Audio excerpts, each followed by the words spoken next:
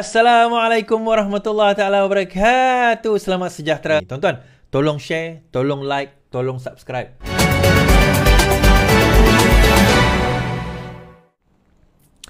Berkenaan dengan pembebasan Zahid, dilepas tanpa dibebaskan. So DAP ada membuat kenyataan pada hari ini berkenaan perkara tersebut. DAP tak akan tarik sokongan terhadap kerajaan. Nga Komeng. Naib Presiden DAP Nga Komeng memberi jaminan bahawa partinya tidak akan sekali-kali menarik sokongan terhadap kerajaan dipimpin oleh Perdana Menteri Anwar Ibrahim.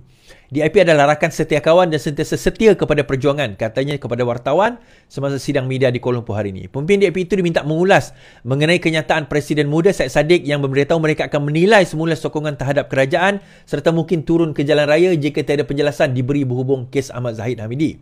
Pada 4 September, Mahkamah Tinggi melepaskan Ahmad Zahid dalam DNA dalam semua 47 pertuduhan pecah amanah, rasuah dan pengumpulan wang haram berkaitan yayasan dan dana budi. Langkah itu diambil oleh Hakim Lawrence Sequeira setelah pihak Panduan Raya sendiri memohon memberhentikan prosiding dengan memberi 11 alasan. Permohonan itu dibuat Timbalan Panduan Raya Muhammad Dusuki Mohtar. Mengulur lanjut, Nga berkata Syed Saddiq sepatutnya berbincang lebih dahulu dengan pucuk pimpinan kerajaan hari ini sebelum membuat ulasan. Syed Saddiq adalah antara parlimen menyokong kerajaan dan perlu bincang. Nanti saya akan cerita kenapa Syed Saddiq marah sangat dengan kerajaan ini. Tindakan muda itu kemudian menggunakan rasa marah dan tidak puas hati di kalangan pimpin UMNO. Antaranya MKT Muhammad Fuad Zakassi mencabar muda untuk melaksanakan amaran mereka terhadap kerajaan. So apa yang Fuad Zakassi kata? Fuad cabar muda tarik sokongan agar terbukti anak jantan tulen.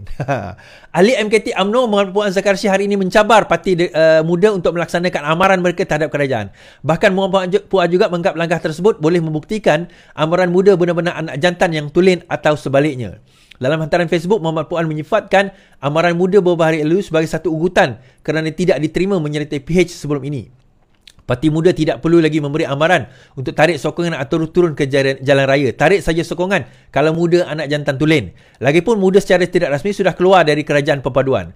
Muda bertanding solo di PRN 6 negeri, semua hilang deposit. Muda yang langgar red line, katanya. Muhammad Puan yang juga speaker Dewan Undangan Negeri Johor menambah, muda tidak perlu menjadi kes Ahmad Zahid Hamidi baru-baru ini sebagai ugutan untuk membolehkan parti itu diterima masuk ke dalam Pakatan Harapan. Kenyataan Muhammad Puan itu hadir selepas muda pada 5 September lalu memberitahu mereka akan menilai semula sokongan terhadap kerajaan. Baik. Kenapa sebenarnya muda dah mula attack kerajaan Pakatan Harapan? Now, tuan-tuan kena faham perkara ini. Muda bukan baru mula attack kerajaan Pakatan Harapan Perpaduan itu. Muda bukan baru mula. Serangan ini sudah bermula sewaktu PRN Johor dan juga Johor dan juga Melaka dahulu pun dah bermula dah. Sewaktu PRN Johor dan Melaka pun sudah pun bermula. Cuma pada waktu itu bila saya dan beberapa orang yang lain menyebut tentang muda, berkata begini begitu, ada beberapa pimpinan daripada PKR, daripada DAP, daripada Amanah sendiri kata tak, muda tak macam tu, muda okey, muda boleh bersama kita, muda ini, muda itu. So baru ni saya jumpa dengan Naim Jusri, Ketua Cabang MUA. Saya tanya dia, ready ke nak langgar muda kat MUA? Dia kata, we are ever ready. Kita orang bersedia, dia kata. Kan? Okay, kalau kau langgar muda kat luar MUA, I will help you. Tak ada masalah, kata. Kita langgar, tetap langgar. Nah, soalan dia, kenapa muda daripada dulu? Yang pertama sekali, tuan-tuan kena ingat, saya kata, lapdog Mahathir, dia sebut, nanti sekejap lagi dia akan sebut, DAP ni lapdog kepada Zahid. Lapdog kepada Mahathir adalah muda. Kita kena faham ini. Lapdog kepada Mahathir adalah muda. Dia ada ada beberapa nama lah lapdog Mahathir ni, saya boleh kata. Muda, Latifah Koya, Ambiga dan juga Maria Chin. Ini adalah antara lapdog Mahathir di samping Tommy Thomas lah. Tommy Thomas tu antara lapdog dia juga. Tetapi ni 4 ni antara yang utama. Kan? 4 ni antara yang utama. Ada beberapa nama yang lain lah. Kenapa saya ada benda yang saya tak boleh sebut dalam live lah. Nanti orang kata, nanti saya kata itu fitnah dan dia ada. Tapi kita tahu, because kita tak ada bukti nak membuktikan secara fizikal, tetapi kita tahu cerita di sebalik itu. Kita tahu cerita dana mana dia dapat, bagaimana dia boleh mengumpul dana sebegitu banyak dalam program-program, walaupun dia jadi pembangkang dan sebagainya. Dia bukan ada derma dari orang, tapi bukan derma daripada orang semata-mata, tapi ada beberapa individu-individu yang menanja mereka. Itu yang pertama. Now, yang kedua, kenapa dia marah sangat? Okey, kalau kita tengok, betul lah kata Puan Zakarshi tadi. Kalau dia dikira langgar kerajaan ini, muda dah langgar lama dah. Kalau kita tengok kerusi yang sepatutnya, yang sepatutnya PKR bertanding tapi diberi kepada Amanah, Puteri Wangsa di Johor, menang, diberikan oleh Amanah kepada muda. Saya cakap dengan Faiz Fazil lagi tempoh hari, kenapa bagi kepada muda? Saya jumpa dia, saya tanya Faiz Fazil, kenapa bagi pada muda? Kalau Faiz ingatlah, perjumpaan kita dekat airport, kalau Faiz ingatlah kan, kenapa bagi pada muda? Dia kata begini begitu. Saya macam, okey lah, tak apalah, itu kerusi kau, lantak kau nak bagi. Tapi kita gaduh-gaduh dengan Amanah, kita bagi kerusi tu, dia bagi pada muda. Pada waktu itu, kan? So sekarang ni dah mula nampak, DAP dah mula nampak, Amanah mula nampak, yang kami dah nampak lama dah tuan-tuan.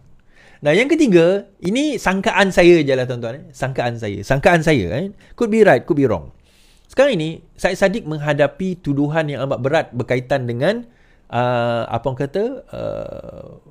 bukan penyalahgunaan. Criminal breach of trust, pecah amanah. Di mana lebih kurang dalam satu jumlah jutaan ringgit, 1 juta kot, dikatakan telah disalahgunakan oleh Syed Saddiq. Telah disalahgunakan oleh Syed Saddiq. Dan telah pun dibuktikan terdapat prima facie. So, sekarang ini tengah defense stage. Now, ini sangkaan saya, berkemungkinan apa yang they try to create satu naratif bahawa kerajaan ini adalah kerajaan yang tidak boleh harap.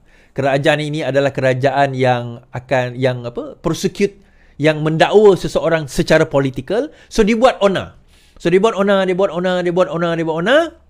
Katakanlah dia dapati bersalah di dalam kes dia tersebut, dia boleh kata, tengok kerajaan ini, dia boleh membebaskan Ahmad Zahid Hamidi, tetapi dia telah menjatuhkan hukuman kepada saya kerana saya telah bersuara untuk menegakkan kebenaran di dalam negara ini. Bukannya dia melihat kepada fakta. Even dalam kes Zahid pun, dia tak lihat pada fakta pun tuan-tuan. Majoriti orang-orang dia pun, walaupun so-called budak muda yang pandai dan bijak bistari, tapi akhirnya melutut di bawah kebodohan dan kedunguan. Kerana apa? Mengikut membuta tuli. Wow, macam sajak pula aku tadi.